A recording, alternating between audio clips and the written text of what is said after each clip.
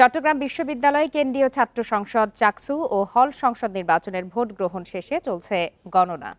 5টি কেন্দ্রের রিটার্নিং কর্মকর্তার কার্যালয়ে চলছে গণনার কাজ।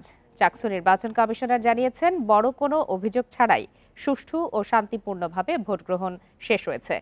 সকাল 9টা থেকে শুরু হয়ে বিরতিহীনভাবে চলে বিকাল 4টা পর্যন্ত। বিশ্ববিদ্যালয়ের 5টি অনুষদে 7টি কক্ষের 689টি বুথে নেওয়া হয় ভোট। কেন্দ্রীয় ও হল সংসদে প্রতিদ্বন্দ্বিতা করছেন 9 শতাধিক প্রার্থী, আর মোট ভোটার 27,521 জন। দীর্ঘদিন পর ছাত্র সংগঠনের এই ভোট উপলক্ষে দিনভর ক্যাম্পাসে ছিল উৎসব মুখর পরিবেশ।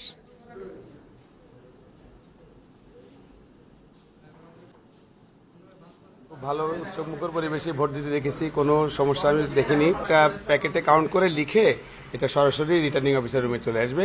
এরপর রিটার্নিং অফিসারের রুমে এসে সকল বাক্স একসাথে করে চাকসু 1 পেজ ফার্স্টে কাউন্ট, চাকসু 2, চাকসু 3, চাকসু 4 এবং হলের ব্যালট কাউন্ট করে এই প্রত্যেকটা ভবনের রিটার্নিং অফিসারের রুমেই কাউন্টিং এর পরে রেজাল্ট ঘোষণা করা হবে।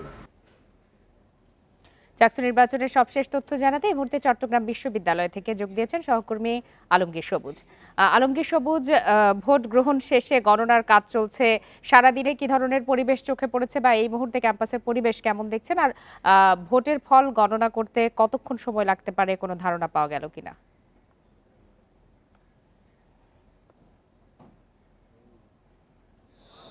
আপনি যেমনটা বলছিলেন, শান্তিপূর্ণ এবং উৎসবমুখর পরিবেশে চট্টগ্রাম বিশ্ববিদ্যালয় কেন্দ্রীয় ছাত্র সংসদ চাকসুর নির্বাচনের যে ভোট গ্রহণ, সেটা বিকেল 4টায় শেষ হয়েছে। নিরবচ্ছিন্নভাবে যে ভোট গ্রহণ, অর্থাৎ সকাল 9টা থেকে শুরু হয়ে বিকেল 4টায় সেটা শেষ হয়েছে। তবে আমরা যে উৎসব মুখরতা এবং শান্তিপূর্ণ পরিবেশ দেখেছি, সেটা ভোট গ্রহণের পরে আমরা দেখেছি আসলে ভোট গণনার কার্যক্রম শুরু হওয়ার শুরু থেকে কিছুটা উত্তেজনা দেখেছি। আমরা বিভিন্ন যে সমস্ত কেন্দ্র আছে, কেন্দ্রের সামনে আমরা দেখেছি, বিশেষ করে আমরা শুরুতে যখন ভোট গ্রহণ শেষ হয়েছে বিকেল 4:10 মূলত ভোট গ্রহণ শেষ হয়েছে, আমরা ওই সময় আমরা ডক্টর মোহাম্মদ ইউনূস ভবনে ছিলাম। সেখানে আমরা নিচে নেমে দেখেছি, সেখানে অনেক বিক্ষোভ দেখেছি। বিশেষ করে যে মনিটর যেগুলি বসানো হয়েছে, সিসিটিভি ক্যামেরার সাথে যে মনিটরগুলি বাইরে দেওয়া হয়েছে, সেখানে অনেক মনিটর বন্ধ থাকার কারণে যারা প্রতিদ্বন্দ্বী অনেক প্রার্থী সেখানে তারা অভিযোগ জানিয়েছেন, তারা বিক্ষোভ দেখিয়েছেন। তারা বলছেন এই বন্ধের মধ্যে অনেক ধরনের পরিস্থিতি তৈরি হতে পারে, তারা সে অভিযোগ তুলেছেন। একইভাবে আমরা এখন যে ভবনে আছি, কলা এবং মানববিদ্যা অনুষদ, এখানেও কোন পক্ষ থেকে, কাদের কাছ থেকে এসেছে সুনির্দিষ্টভাবে কি তথ্য পেয়েছেন?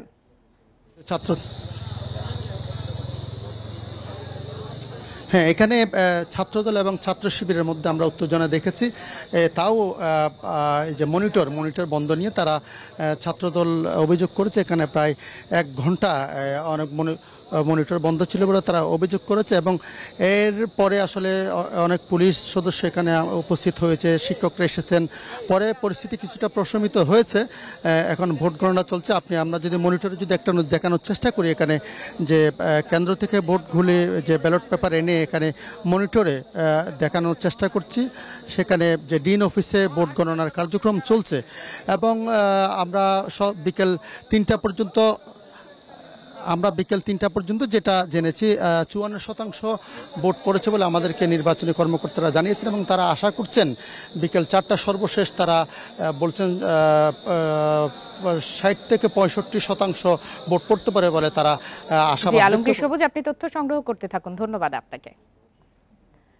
দীর্ঘ 35 বছর পর কাল অনুষ্ঠিত হতে যাচ্ছে রাজশাহী বিশ্ববিদ্যালয় ছাত্র সংসদ নির্বাচন নিয়ে উচ্ছ্বসিত শিক্ষার্থীরা। এদিকে সুষ্ঠু ভোট নিশ্চিতে সব ব্যবস্থা নেওয়া হয়েছে বলে জানিয়ে কর্তৃপক্ষ বলছে, ভোট গ্রহণ শেষে ফল প্রকাশ করতে শুক্রবার সকাল পর্যন্ত সময় লাগতে পারে। দীর্ঘ প্রতীক্ষার পর বুধবার অনুষ্ঠিত হতে যাচ্ছে রাজশাহী বিশ্ববিদ্যালয় ছাত্র সংসদ নির্বাচন। আবাসন, গ্রন্থাগার সংকট সহ নানা সমস্যায় জর্জরিত বিশ্ববিদ্যালয়, সেই সঙ্গে ক্যাম্পাসে রয়েছে নিরাপত্তার ঘাটতি। এসব সমস্যা সমাধানে বিজয়ী প্রার্থীরা কাজ করবে, এমনটাই চাওয়া শিক্ষার্থীদের। তাদের মধ্যে কোনো রকম কোনো হিংসাত্মক মনোভাব ছিল না, এটা দেখা যায়নি। আর উৎসবমুখর পরিবেশে আছে। শিক্ষক এবং শিক্ষার্থী, এটা যেন একটা সমন্বয় থাকে, সহাবস্থান থাকে। বুধবার সকাল 9টা থেকে বিকেল 4টা পর্যন্ত চলবে ভোট গ্রহণ। এখন পর্যন্ত ভোটের পরিবেশ নিয়ে সন্তুষ্ট শিক্ষার্থীরা। যোগ্য প্রার্থীকে চাই যারা ক্যাম্পাসের ছাত্রছাত্রীদের নিয়ে কাজ করবে এবং ক্যাম্পাসের বিভিন্ন সমস্যা নিয়ে কাজ করবে। আমাদের আসলে যেগুলো চাওয়া, যেগুলো পাওয়া, সেগুলো যেন তারা প্রেস কমিটির মাধ্যমে বা প্রেস কোনো গ্রুপের মাধ্যমে দিয়ে যেন সেগুলো আদায় করে নিয়ে আসতে পারে। নির্বাচনে 28,901 জন ভোটার 860 জন প্রার্থীর পক্ষে তাদের ভোটাধিকার প্রয়োগ করবেন। রাকসুর কেন্দ্রীয় 23টি পদে 305 জন প্রার্থী প্রতিদ্বন্দ্বিতা করবেন।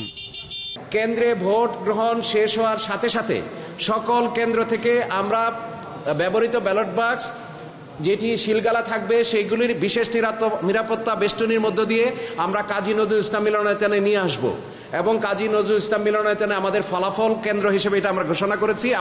ভোট গ্রহণ চলবে 9টি একাডেমিক ভবনে স্থাপিত 17টি ভোট কেন্দ্রে। ভোট সুষ্ঠু করতে সব ধরনের ব্যবস্থা নেওয়া হয়েছে বলে জানিয়েছেন প্রধান নির্বাচনী কর্মকর্তা। আমরা প্রতিটি ধাপে ফুলপ্রুফ নিরাপত্তা এবং স্বচ্ছতা বজায় রাখার ব্যবস্থা নিয়েছি। নির্বাচন প্রক্রিয়ার প্রতিটি কার্যক্রম সিসিটিভি ক্যামেরার আওতায় থাকবে এবং স্বচ্ছ ব্যালট বাক্স ব্যবহার করা হবে। ভোট গ্রহণ শেষে বিকেল 5টা থেকে ভোট গণনা শুরু হবে। 17 ঘন্টার মধ্যে ফল প্রকাশ হবে বলে জানিয়েছেন প্রধান নির্বাচনী কর্মকর্তা। বিশ্ববিদ্যালয়ের সমস্যা সমাধানে প্রতিশ্রুতি নয়, নির্বাচনের পরে এর বাস্তবায়ন দেখতে চান শিক্ষার্থীরা। সেই সঙ্গে ছাত্র সংসদ নির্বাচন নিয়মিতভাবে অনুষ্ঠিত হোক, এমনটাই প্রত্যাশা তাদের। নূরে আলম, ইন্ডিপেন্ডেন্ট নিউজ, রাজশাহী। সংসদ নির্বাচন সামনে রেখে প্রার্থী বাছাই ও জনসংযোগে ব্যস্ত জাতীয় নাগরিক পার্টি এনসিপি। যদিও তাদেরকে নির্বাচনী জোটে চাচ্ছে বিএনপি ও জামায়াত, তবে এই দুই দলের বাইরে গিয়ে আলাদা জোট করার পক্ষে দলটির অনেক নেতা।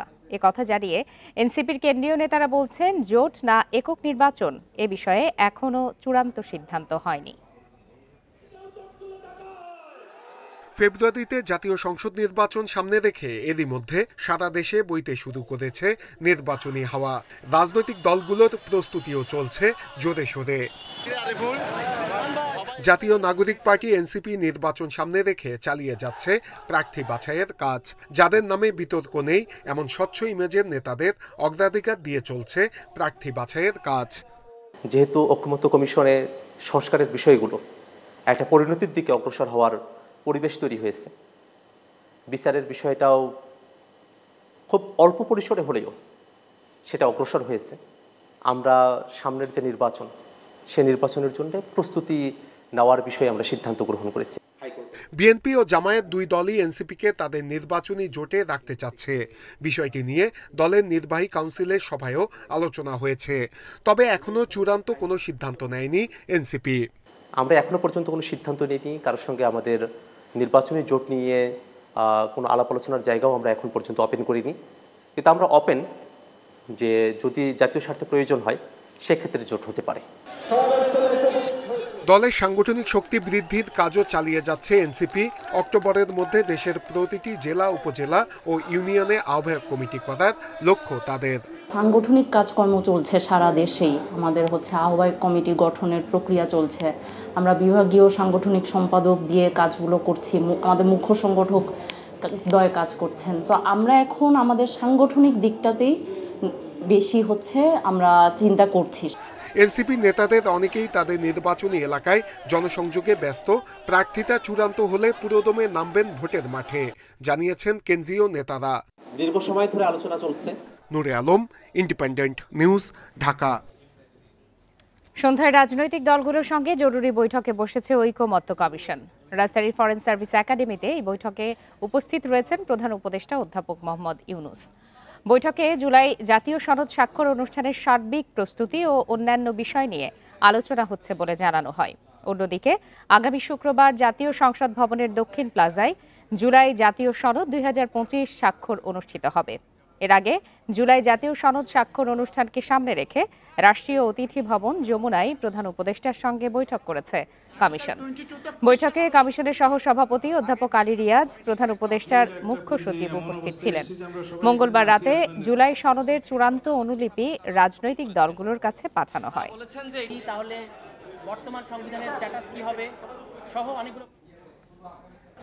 ঐকমত্য কমিশনের জরুরি বৈঠক নিয়ে আরো বিস্তারিত জানাতে এই মুহূর্তে সেখান থেকে যোগ দিয়েছেন সহকর্মী সাজ্জাদ হোসেন। সাজ্জাদ হোসেন, সন্ধ্যায় রাজনৈতিক দলগুলোর সঙ্গে জরুরি বৈঠকে বসেছে ঐকমত্য কমিশন। এই বৈঠকের বিষয়ে সর্বশেষ আপনি কি ধরনের তথ্য পাচ্ছেন? এখানে তো প্রধান উপদেষ্টাও উপস্থিত রয়েছেন।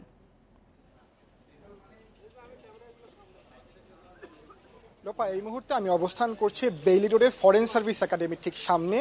আজকে সন্ধ্যা 6টায় রাজনৈতিক দলগুলোর সাথে প্রধান উপদেষ্টা এবং জাতীয় ঐকমত্য কমিশনের বৈঠক হওয়ার কথা ছিল, কিন্তু সেই বৈঠকটি কিন্তু 6:30টার দিকে শুরু হয়।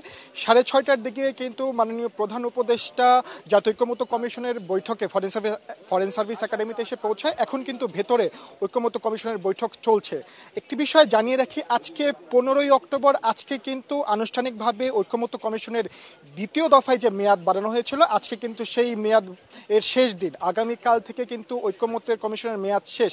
ভেতরের আলোচনা চলছে। প্রাথমিকভাবে যে বিষয়টি আমাদের জানানো হয়েছে, রাজনৈতিক দলগুলোর সাথে জুলাই সনদের যে স্বাক্ষরের যে অনুষ্ঠান, সেই অনুষ্ঠানের বিষয়ে আলোচনা চলছে এবং গতকাল রাজনৈতিক দলের প্রতিনিধির কাছে জুলাই সনদের যে চূড়ান্ত অনুলিপি, সেটি কিন্তু গতকাল রাজনৈতিক দলগুলোর কাছে পাঠানো হয়েছিল।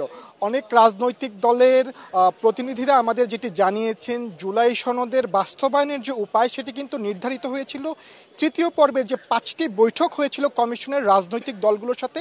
সেই 5টি বৈঠকে কিন্তু সবাই একমতে পৌঁছেছে যে গণভোটের মাধ্যমে যে সনদ বাস্তবায়ন করা হবে। কিন্তু গতকাল যে সনদের অনুলিপি তাদের কাছে পাঠানো হয়েছিল, সেই সনদে কিন্তু বাস্তবায়নের পদ্ধতি উল্লেখ করা নেই। এই বিষয়টি নিয়ে অনেকের মধ্যেই কিন্তু এক ধরনের অনিশ্চয়তা দেখা দিয়েছিল। অনেকেই জানিয়েছে যে সনদ বাস্তবায়নের উপায় যদি সনদে না থাকে, তাহলে কিন্তু তারা সনদ স্বাক্ষর করবে না। এই বিষয়টিকে মাথায় রেখে প্রধান উপদেষ্টা এবং জাতীয় ঐকমত্য কমিশন চায় যে সব রাজনৈতিক দলগুলো আগামী 17 তারিখ শুক্রবার যেই দক্ষিণ প্লাজায় যে স্বাক্ষর অনুষ্ঠান হচ্ছে, সব রাজনৈতিক দলের অংশগ্রহণে যাতে জুলাই সনদ স্বাক্ষর হয়, সেই বিষয়টিকে মাথায় রেখে আজকে শেষবারের মতো কিন্তু সব রাজনৈতিক দলগুলোর সাথে আলোচনা করছে কমিশন এবং প্রধান উপদেষ্টা। আলোচনা শেষে আমরা একটু বিস্তারিত তথ্য উপস্থাপন করতে পারবো, আলোচনায় কি কি সিদ্ধান্ত হয়। এই ছিল রাজধানীর বেইলি রোড থেকে জাতীয় ঐকমত্য কমিশনের সর্বশেষ। সাজ্জাদ হোসেন, আপনাকে অসংখ্য ধন্যবাদ। পিআর ও গণভোট সাধারণ মানুষ বোঝে না, তারা বোঝে নির্বাচন। দেশ রক্ষায় তাই দ্রুত নির্বাচন প্রয়োজন বলে মন্তব্য করেছেন বিএনপি মহাসচিব মির্জা ফখরুল ইসলাম আলমগীর। সকালে ঠাকুরগাঁওয়ে মত বিনিময় সভায় তিনি এসব কথা বলেন। মির্জা ফখরুল বলেন, আগামী নির্বাচনে এমন ব্যবস্থা থাকবে যেখানে সবার ভোটাধিকার নিশ্চিত করা হবে। বিএনপি গণতন্ত্রে বিশ্বাস করে, প্রতিহিংসা চায় না, শান্তি চায় বলে মন্তব্য করেন তিনি। দেশ রক্ষায় বিভাজন সৃষ্টি না করে ঐক্যবদ্ধ থাকার আহ্বান জানিয়ে বিএনপি মহাসচিব আরও বলেন, ভাগাভাগি করে দেশের অনেক ক্ষতি হয়েছে। জনগণ যাকে ভোট দেবে তারাই সরকার গঠন করবে। এ সময় সাংবিধানিক সংস্কার কমিশনের যেসব বিষয়ে ঐকমত্য হয়েছে, জুলাই সনদে সেসব অন্তর্ভুক্ত করা হবে। আর যেসব বিষয়ে একমত হয়নি, সেগুলো নিয়ে রাজনৈতিক দলগুলো নির্বাচনের মাধ্যমে জনগণের রায় নেবে। এছাড়া বিএনপি ক্ষমতায় গেলে 1 কোটি মানুষের চাকরি নিশ্চিত করে বেকারত্ব দূর করার কথা জানান মির্জা ফখরুল। তর্ক বিতর্ক করি, সেটা পার্লামেন্টে গিয়ে করি। আমরা বলেছি যে আসুন এটাকে আমরা নেক্সট পার্লামেন্টে তর্ক বিতর্ক করে যদি পিআর দেশে লোক চায়, তাহলে আমরা সেটা করবো। দয়া করে নির্বাচনটা তাড়াতাড়ি হতে দেন। এই মানুষগুলো বাঁচুক, এই অস্থিরতার মধ্যে যে মানুষ আছে সে অস্থিরতা কাটুক। 3 দফা দাবিতে আগামীকাল রাষ্ট্রীয় অতিথি ভবন যমুনা অভিমুখে লং মার্চের ঘোষণা দিয়েছেন এমপিওভুক্ত শিক্ষক কর্মচারীরা। প্রায় 4 ঘন্টা রাজধানীর শাহবাগ অবরোধ শেষে শহীদ মিনারে ফিরে এই ঘোষণা দেন আন্দোলনকারীরা। এদিকে শিক্ষকদের বাড়ি ভাড়া বাড়ানোর প্রস্তাব অর্থ মন্ত্রণালয়ে পাঠিয়েছে শিক্ষা মন্ত্রণালয়। 5 থেকে 20% পর্যন্ত বাড়ি ভাড়া নির্ধারণের প্রস্তাব করা হয়েছে। 20% বাড়ি ভাড়া সহ 3 দফা দাবিতে শাহবাগ মোড় অবরোধ করেছেন এমপিওভুক্ত শিক্ষা প্রতিষ্ঠানের শিক্ষক কর্মচারীরা। প্রজ্ঞাপন জারি না হওয়ায় ক্ষুব্ধ শিক্ষকরা পুলিশের হাতে শিক্ষক লাঞ্ছিত হওয়ায় জানান প্রতিবাদ। সকালে শহীদ মিনারে চলমান কর্মসূচি থেকে শাহবাগ অবরোধের ঘোষণা দেন তারা। দাবি না মানলে শিক্ষার্থীদের নিয়ে জাতীয়করণের 1 দফা আন্দোলনের কর্মসূচির কথা বলেন শিক্ষক কর্মচারীরা। টাকাটা উল্লেখ করতেছি, 1000 1000 টাকা। আপনারা আমাদেরকে আইনা দেন, 1000 টাকা যদি বাসা ভাড়া আইনা দিতে পারেন আমরা এখান থেকে চলে যাব। মাত্র 12,500 টাকার পে স্কেলে সে 20% কত টাকা পাবে? সরকারকে এতটুকু টাকা তার ফান্ডে নেই। এজন্য আমরা আমাদের দাবি চাই, আমরা আন্দোলন চাই না, আমরা আমাদের দাবি পূরণ করতে চাই। রাস্তায় আমাদের ন্যায্য অধিকারের জন্য আমরা বসে পড়েছি। আজকে প্রজ্ঞাপন না নিয়ে আমরা বাড়ি যাচ্ছি না ইনশাআল্লাহ। আজকে যদি এই দাবি মেনে নেওয়া না হয়, আগামীকাল থেকে আমাদের দাবি শুরু হবে, এক দফা জাতীয়করণ করতে হবে সারা বাংলাদেশে। এদিকে বেসরকারি শিক্ষক কর্মচারীদের বাড়ি ভাড়া সরকারের সক্ষমতা অনুযায়ী 20% পর্যন্ত বাড়ানোর প্রস্তাব অর্থ মন্ত্রণালয়ে পাঠিয়েছে শিক্ষা মন্ত্রণালয়। বাড়ি ভাড়া বৃদ্ধির পাশাপাশি 1500 টাকা চিকিৎসা ও 75% উৎসব ভাতা দেওয়ার প্রস্তাবও করা হয়েছে। Tanvir Ahmed, independent news, Dhaka. ঐকমত্য কমিশনের জরুরি বৈঠকে বক্তব্য রাখছেন প্রধান উপদেষ্টা। আমরা সরাসরি চলে যাচ্ছি তার বক্তব্যে। যে ছাত্র জনতার যে অভ্যুত্থান, এই অভ্যুত্থানের এটাই আমার মনে হয় পরবর্তী অধ্যায় সঠিকভাবে রচিত হলো। এর আর কোনোভাবে রচনা করা এটা সম্ভব ছিল না। যে অধ্যায়, ওইখান থেকে আমরা কোথায় যাচ্ছি, সেই সংস্কারের কথা যে আমরা মুখে বলে যাচ্ছিলাম, আপনারা সেই সংস্কার প্রকৃতপক্ষে কি সংস্কার হবে সেটা করে দিয়ে দেখিয়ে দিয়েছেন। কাজে আমরা জুলাই সনদ স্বাক্ষর অনুষ্ঠানে সারা জাতি এটা বড় রকমের উৎসবের মধ্যে আমরা শরীর হব, সবাই স্বাক্ষর করব এবং যেই কলমে স্বাক্ষর করলাম সেই কলমগুলো যাতে করে রক্ষিত হবে। যে এই কলম দিয়ে অমুকে সই করেছিল, এই কলম দিয়ে অমুকে সই করেছিল, কলম দিয়ে আপনাদের ছবি সহ সেগুলো যাতে করে রক্ষিত থাকবে যে কারা কারা এই সনদে স্বাক্ষর করেছিলেন। কারণ মানুষ ভুলতে পারবে না, ইতিহাস ভুলতে পারবে না আপনাদেরকে। এটা এমন একটা ঘটনা যেটা আমরা যেহেতু ঘটনার ভেতরে আছি হয়তো অনুভব করছি না, কিন্তু বাইরে গিয়ে যদি দাঁড়াতে পারতাম তখন মনে হতো বিশাল একটা কর্মকাণ্ড। এই মাসের পর মাস, সপ্তাহের পর সপ্তাহ বৈঠক করে যে আলোচনা করেছেন, মনে হচ্ছে হতাশ হয়েছেন, মনে হয়েছে এটা কোথাও কোনোদিন সমাপ্ত হবে না, অসমাপ্ত হয়ে থেকে যাবে। এটা অসমাপ্ত থেকে যায় নাই, আপনারা সমাপ্তিতে এনেছেন এবং সন্তোষজনকভাবে সমাপ্তিতে এনেছেন। এমন না যে রাগ করে সমাপ্তিতে এনেছেন, দৌড় দাও আমি কিছু জানি না, এরকম না। আপনারা ভেবে চিনতে আপনারা নিয়ম কানুন বের করেছেন যাতে করে আমরা সবাই মিলে স্বাক্ষর করতে পারি। এইটা জাতির জন্য একটা মস্ত বড় সম্পদ হয়ে রইল। সেই জন্য আপনাদের সবাইকে অভিনন্দন জানানোর জন্য আমার বিশেষ এই সময়টুকু নেওয়ার জন্য নিয়েছি আমি। আর এই ঐক্য কর্ম কমিশনের সহসভাপতি প্রফেসর আলী রিয়াজ সাহেবকে ধন্যবাদ জানানো, সবাইকে সঙ্গে নিয়ে যিনি অক্লান্ত পরিশ্রম করেছেন এটার পেছনে, এবং তার সহকর্মী যারা আছেন কমিশনের সদস্যবৃন্দ, তারা যে পরিশ্রম করেছেন সেই পরিশ্রম আমরা জাতি সবসময় স্মরণ করবো, শ্রদ্ধার সঙ্গে স্মরণ করবো। তাদের এই কন্ট্রিবিউশন যেটা, অবদান যেটা এখানে হলো, সেটাকে চিরস্মরণীয় করে রাখার জন্য। আর যে দলিলগুলো আপনারা তৈরি করেছেন সেই দলিলগুলো হারিয়ে যাবে না। আমরা চেষ্টা করব, অন্তত আমি যতদিন পারি চেষ্টা করব যেগুলো প্রত্যেকের কাছে যেন যায়। যেভাবে স্কুলের ছেলে মেয়েরা কিভাবে কি আঙ্গিকে পড়বে, জানবে যে এসেন্সটা কি ছিল, কি বিষয় ছিল। কলেজে গেলে তারা কি অঙ্গিটা এটা দেখবে, যাতে করে সবার মনের মধ্যে থাকে কেন আমরা এই একমত হতে পেরেছি, এই একমত তার মধ্যে আমরা সঞ্চারিত করতে পারি কিনা। একমত হওয়া এক জিনিস, এটাকে সঞ্চারিত করা আরেক জিনিস। এই সঞ্চারণের দায়িত্ব আমাদেরকে নিতে হবে সরকার হিসেবে, যে আমরা প্রক্রিয়া শুরু করব যাতে করে মানুষের মনে যায়, তারা প্রশ্নগুলো দেখে, উত্তরগুলো দেখে, এটা তার মনে লাক্সই মনে হচ্ছে কিনা, ভবিষ্যতে সে কি করবে, অন্তত তার কাছে পরিষ্কার হতে হবে বিষয়গুলো। এবং এগুলো জনসাধারণের মধ্যে তাদের ভাষায় সংক্ষেপে বলার জন্য মতো করে প্রচার করা। আরেকটি জিনিস ইতিমধ্যে আমি বলে রেখেছি ডিপার্টমেন্টকে, যে আপনারা যে বিতর্কগুলো করেছেন এগুলো একটা অমূল্য সম্পদ। এগুলোকে সুন্দর সুন্দর করে বিষয়ভিত্তিক করে করে এই আলোচনাগুলো ভিডিও করে রাখা, এগুলো বই করে রাখা, যাতে করে এটা সম্পদ হিসেবে আমাদের থাকে, হারিয়ে না যায়। এই ভিডিও ছেলে মেয়েরা দেখবে, নাগরিকরা দেখবে, যারা রাজনীতি করে, যারা রাজনীতি করে না তারা দেখবে, বিষয়গুলো পরিষ্কার হবে তাদের কাছে, কিন্তু বিষয়ভিত্তিক হবে। আপনাদের সেগুলো এডিশন বা এডিশনস হতে থাকবে, যেগুলো মানুষের কাছে অ্যাভেলেবল হবে, সোশ্যাল মিডিয়াতে থাকবে, যেগুলো দেখতে পারে এই ইস্যুতে বিতর্কটা কী ছিল, সমাধানটা কী হয়েছিল, আমি কোন পক্ষে এটাতে থাকতাম, এটা আমি যদি সুযোগ পেতাম, এটা তারা নিজেকে এটার আলোচনার একটা অংশ হিসেবে মনে করবে। কাজে এখানে এটা শেষ হয়ে গেল না, জুলাই সনদ আমরা সই করে দিলাম, এটা শেষ হলো, এটা মস্ত বড় একটা অধ্যায় শেষ হলো, কিন্তু আরো বহু অধ্যায়ের সূত্রপাত করবে। সেইভাবে আমরা অগ্রসর হবো যাতে করে এটা কোথাও হারিয়ে না যায়, এটা ছবিতে, বইতে, পাঠ্য বইতে, নানা জায়গাতে এটাকে ছড়িয়ে দেওয়া, যাতে করে আমরা জানি এই কি জন্য আপনারা এই পরিশ্রমগুলো করেছিলেন, কি জিনিস অর্জন করার জন্য, কি জাতি তৈরি করার জন্য আপনারা করেছিলেন, সেটা যেন সবার মনে গ্রথিত হয়ে থাকে।